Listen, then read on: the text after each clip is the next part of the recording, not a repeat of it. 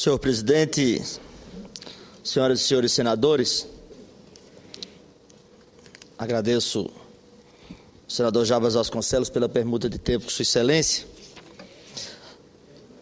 Depois das férias escolares de julho, os problemas dos transportes públicos certamente voltaram a afetar a qualidade de vida dos cidadãos, aumentando o estresse urbano, causando danos à saúde, ao meio ambiente e à produtividade.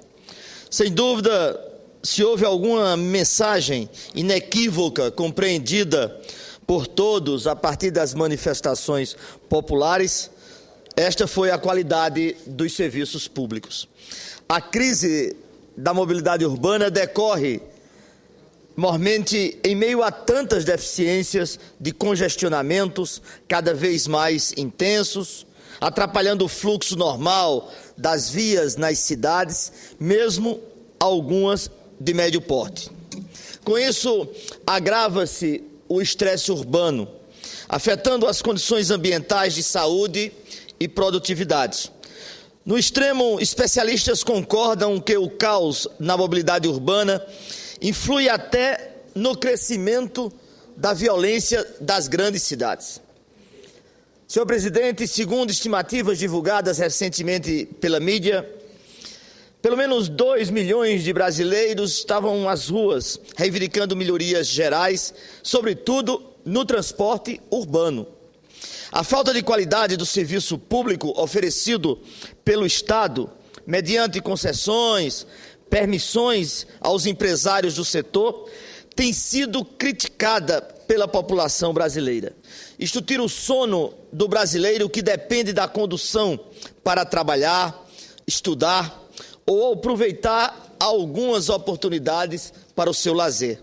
Em São Paulo, por exemplo, 61% dos paulistanos despendem entre 1 e 3 horas por dia em congestionamentos, no trajeto de casa ao trabalho. O Instituto de Estudos Avançados da Universidade de São Paulo calcula que 11 milhões de reais são perdas diárias com combustível e tempo durante estes congestionamentos. Nada surpreende a urbanização tão acelerada quanto desorganizada tem pesado na normatização do trânsito no Brasil. Enquanto nos anos 60, apenas 40% dos brasileiros habitavam nas nossas cidades, hoje cerca de 85% da população vive nos centros urbanos. Com isso, as cidades se desagregam, afastando os trabalhadores do centro de emprego. Não é por acaso, contra isso, estudam-se atualmente políticas de estímulo à concentração nas cidades, reunindo em um mesmo espaço urbano trabalho, moradia e lazer. Na verdade, desde abril de 2012, vigora a legislação que prevê novas regras e condicionamento para as obras públicas urbanas, definindo um marco regulatório de mobilidade urbana. Trata-se da Lei 12.587, que também dispõe sobre novas exigências impostas às prefeituras dentro do âmbito do planejamento urbano. Ela lhes estabelece princípios que impõem o transporte público coletivo como prioridade incontestável no ordenamento do plano diretor. Outra novidade recai sobre a obrigação dos municípios de terem de divulgar impacto nos benefícios tarifários concedidos ao valor ou no valor cobrado pelo transporte público. Enquanto aguardamos os efeitos alentadores da nova norma adotada, temos que nos conformar com os dados assustadores que nos informam que a atual frota em circulação no Brasil já se aproxima de 100 mil unidades com uso médio de 5 anos. 100 mil unidades com uso médio de 5 anos. De acordo com a Associação Nacional de Transportes Urbanos, quase 2.000 empresas atuam neste mercado, que emprega 500 mil trabalhadores. No entanto, a distribuição desse serviço é bastante irregular em todo o território nacional, pois apenas 2.000 cidades dispõem de um sistema organizado de transporte coletivo. O que é mais dramático é que tal sistema não atende aos anseios de deslocamento e de qualidade dos usuários, tampouco satisfaz as metas de produtividade por parte dos empresários. Cabe recordar que já houve um tempo em que se transportavam 900 mil passageiros por dia. Hoje mal se alcança a marca dos 400. Para agravar esse quadro, a alta nos preços dos itens que compõem a estrutura de custos do transporte coletivo, como óleo diesel e salário, pesou sobre o aumento desenfreado das tarifas de ônibus. Do outro lado, o passageiro, para além da carestia das tarifas, as queixas ficam desde a constatação de frota velha, suja, lenta, falta de linhas e desrespeito a horários programados e a direitos adquiridos por cidadãos brasileiros. Infelizmente, senhor presidente, empresários do setor, gestores públicos e urbanistas emitem hoje sinais de consenso sobre a iminência de uma mudança radical. Embora nos últimos 15 anos, uma política visível de valorização e incentivo ao transporte individual tenha sido eficaz para os objetivos da macroeconomia, tal política muito deixou a desejar para a ordenação do transporte público nacional. Segundo a coordenação do Movimento Nacional pelo Direito ao Transporte Público de Qualidade, por exemplo, os paulistanos chegam a permanecer, num período de 1 ano, nada mais do que o equivalente a 40 dias dentro de carros ou de ônibus. Agora, em vez de privilegiar a indústria automobilística, cabe ao poder público e à sociedade promover o transporte público na agenda desenvolvimentista do país.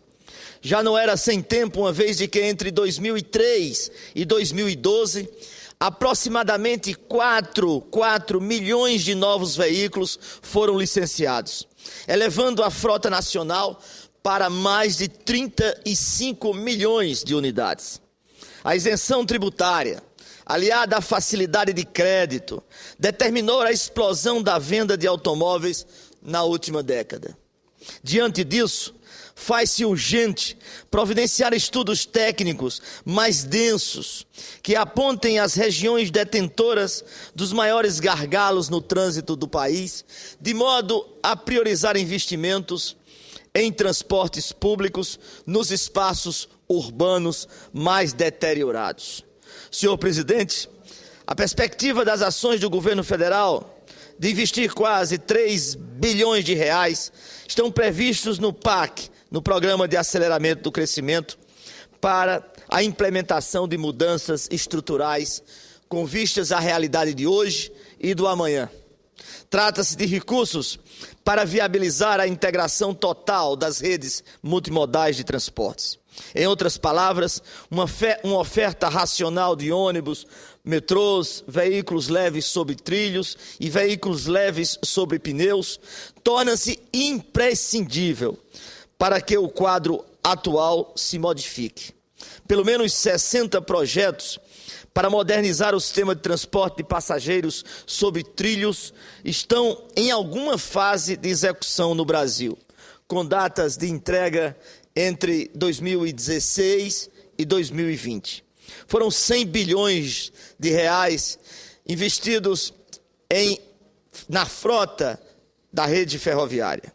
De 2011 a 2012, registrou-se uma alta de acesso aos trilhos de 8%, chegando a 9 milhões de passageiros dia, o que é insignificante para o Brasil de hoje. A expectativa é de que em 2013 esta marca já suba para 10%, alcançando a previsão de 10 milhões de passageiros. Continua insignificante.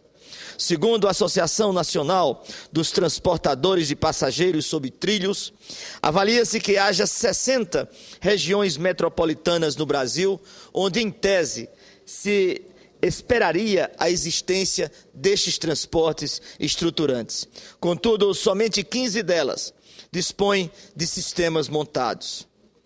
Tal quadro, tão desalentador, deve mudar, pois os novos projetos de mobilidade urbana, baseados nos diversos sistemas de transporte sobre trilhos, têm impulsionado o volume expressivo de negócios no país. Para contribuir, enfim, com a melhoria das condições de transportes urbanos no país, não poderíamos deixar de mencionar o nosso interesse na condição de relator do projeto de lei relativo ao passe livre estudantil, atendendo a uma das mais expressivas reivindicações da juventude brasileira. Senhor presidente, reitero o clamor dos brasileiros por destravar os empecilhos legislativos de toda ordem, para cumprir efetivamente as nossas funções nesta casa. Na condição de relator da proposição que institui o passe livre estudantil, da autoria do senhor presidente Renan Calheiros, já nos dispomos, entre outras iniciativas, a participar desta nova fase de entendimentos. O projeto chega à Comissão de Constituição e Justiça e, imediatamente, nós vamos proceder a audiências públicas para tratar desta matéria. Entendo que há uma necessidade de uma resposta imediata da sociedade no que diz respeito aos transportes urbanos no país. Era o que eu tinha a dizer, senhor presidente.